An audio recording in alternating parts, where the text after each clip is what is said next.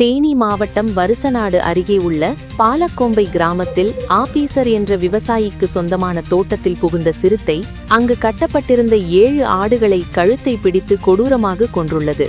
அதிகாலையில் ஆடுகளை பார்க்க சென்றபோது அவை இரத்த வெள்ளத்தில் கிடப்பதைக் கண்டு அதிர்ச்சியடைந்த உரிமையாளர் மற்றும் ஊர் மக்கள் வனத்துறையினருக்கு தகவல் கொடுத்தனர்.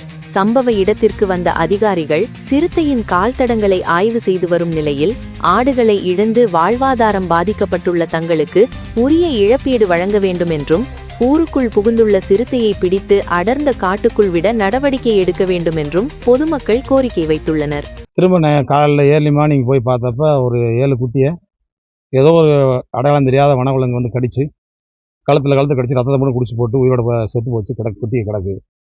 அவங்களுக்கு வந்து வேலை வாழ்வாதாரத்தில் நான் கொடுக்க சம்பளம் தான். இந்த குட்டியை வச்சு பிழைச்சிக்கணும்னு சொல்லி தான் நான் விட்டு போயிருந்தேன். இப்போ அவங்களுக்கு ஏதாவது கவர்மெண்ட்டு ஒரு வாழ்வாதாரத்துக்கு ஏதாவது ஒரு நஷ்டஈடு கொடுத்தா நல்லாயிருக்கும். அதுபோக இந்த மாதிரி வந்திருக்குது ஒரு சிறுத்தை மாதிரி தெரியுது. சின்ன கால் தடங்கள்லாம் இருக்குது.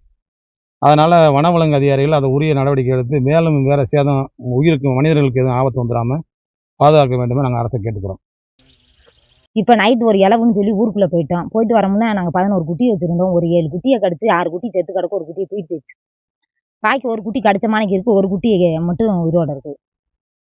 திரும்ப போலீஸு ஃபாரஸ்ட்டு எல்லாத்துக்கும் ஃபோன் பண்ணால் எல்லாமே வந்திருக்காங்க. நாங்கள் எங்களுக்கு என்னான்னு சொல்லி ரொம்ப இழப்பாக இருக்குங்க சார். இது என்னான்னு நீங்கள் நடவடிக்கை எடுக்கணும்.